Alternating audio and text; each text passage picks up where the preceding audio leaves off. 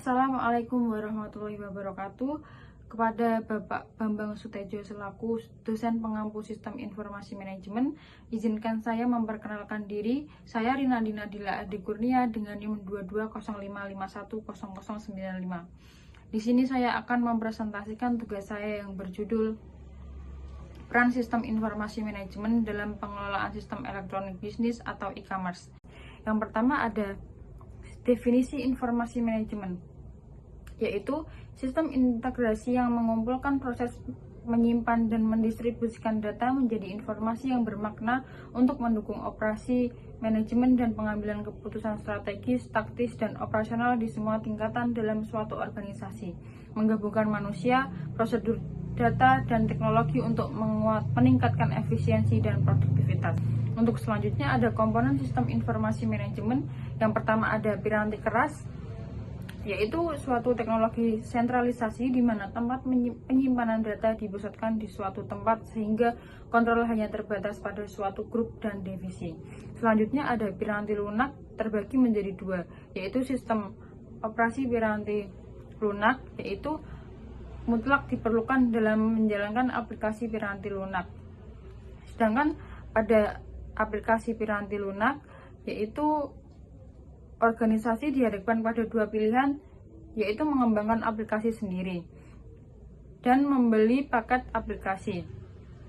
Selanjutnya ada telekomunikasi, yaitu memanfaatkan teknologi komunikasi dapat mengeliminasi hambatan letak maupun geografis dan waktu, sehingga perusahaan ataupun organisasi meningkatkan jasa dan produktivitasnya, memperlancar kinerja, pengambilan keputusan, pengembangan segmentasi pasar yang lebih luas, dan mudah dalam membina hubungan dengan customer. Selanjutnya ada bentuk-bentuk sistem informasi manajemen. Yang pertama ada Executive Support System atau ISS. Ini membantu manajer untuk bisa berinteraksi dengan lingkungan perusahaan dengan memakai bantuan dari grafik serta pendukung dari komunikasi yang lain. Yang kedua ada Group Decision Support System atau GDSS dan Computer Support Collaborative Work System atau CSCWS, yaitu berfungsi untuk mencari solusi dari masalah untuk mengumpulkan pengetahuan dalam kelompok-kelompok. GDSS biasanya berbentuk kuesioner, konsultasi, serta skenario. Contohnya dari GDSS adalah e-government. Yang ketiga ada Expert System atau IS dan Artificial Intelligence atau AI. Sistem informasi ini memakai kecerdasan buatan dalam menganalisis pemecahan masalah menggunakan pengetahuan tenaga ahli yang sudah diprogram ke dalamnya. Contoh dari IS dan AI adalah sistem jadwal mekanik. Yang keempat ada Decision Support System atau DSS. Sistem informasi ini membantu manajer untuk mengambil keputusan dengan mengamati lingkungan dalam perusahaan. Contoh dari DSS ini adalah link elektronik. Yang kelima ada Informatic Management System atau IMS, memiliki fungsi untuk mendukung spektrum tugas di dalam organisasi dan bisa juga dimanfaatkan dalam penganalisis pembuatan keputusan. Beberapa fungsi informasi dan program komputerisasi bisa disatukan dalam IMS.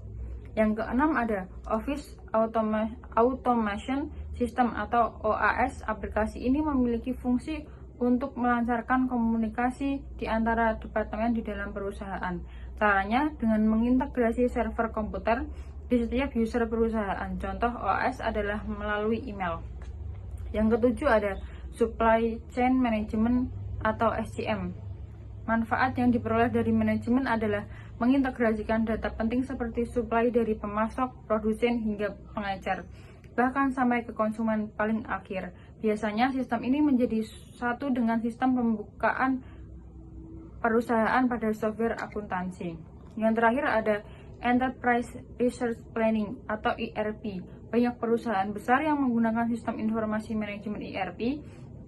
Akan tetapi, sistem ini juga bisa digunakan dalam skala kecil. ERP biasanya dipakai pada pengelolaan manajemen serta melakukan pengawasan yang terintegrasi di antara unit-unit perusahaan. Selanjutnya ada sistem elektronik bisnis. Sistem elektronik bisnis adalah kegiatan jual beli barang atau jasa yang dilakukan secara elektronik melalui media internet atau e-commerce memungkinkan proses transaksi, pemasaran, pembayaran hingga distribusi dilakukan secara online tanpa harus bertemu langsung, sehingga mempermudah pelaku usaha dan konsumen dalam melakukan kegiatan bisnis secara lebih cepat, efisien, dan luas jangkauannya. Selanjutnya ada jenis-jenis e-commerce.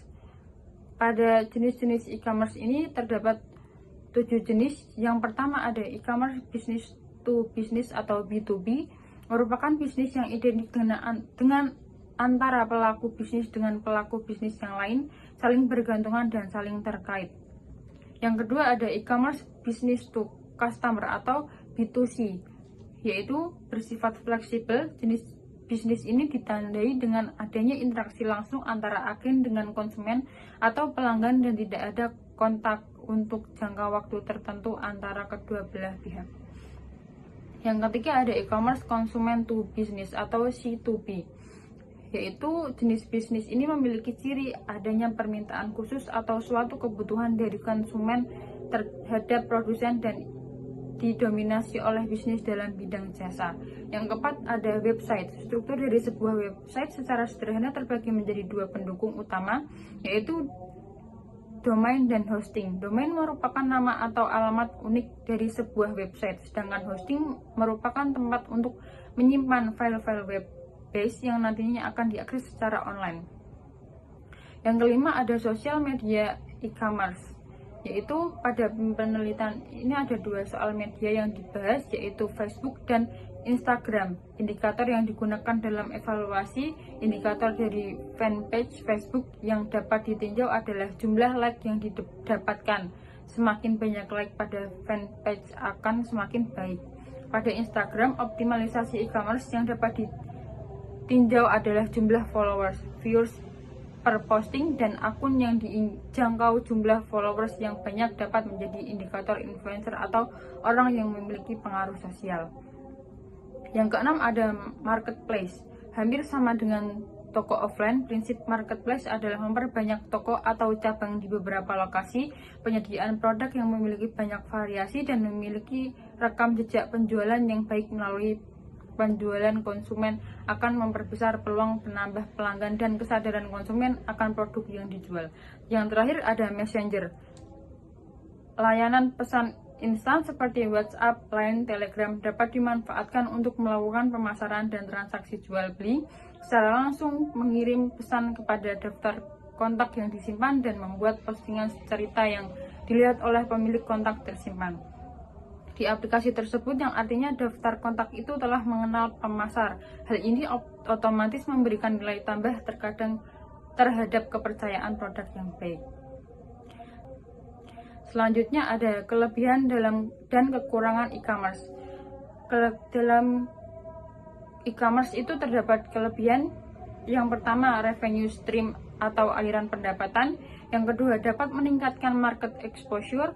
Yang ketiga, menurunkan biaya operasional. Yang keempat, melebarkan jangkauan. Yang kelima, meningkatkan customer loyalty. Yang keenam, meningkatkan supplier management. Yang ketujuh, memperpendek waktu produksi.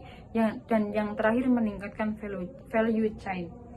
Sedangkan pada kekurangan, yaitu beresiko kecurangan. Yang kedua, keamanan data. Yang ketiga, gangguan sistem. 4, penggunaan akses ke sumber oleh oknum yang tidak berhak. Yang kelima, kehilangan kepercayaan konsumen. Dan yang keenam, kerugian yang tidak terduga. Selanjutnya, implementasi sistem informasi manajemen. Yang pertama ada pencatat transaksi, yang kedua ada pengelolaan data pelanggan, yang ketiga analisis perilaku konsumen, dan keempat ada kinerja penjualan. Selanjutnya ada peran SIM dalam e-commerce. Yaitu mengelola data transaksi online. Yang kedua, menyediakan laporan penjualan. Yang ketiga, mendukung strategi pemasaran digital. Yang keempat, membantu pengambilan keputusan manajemen.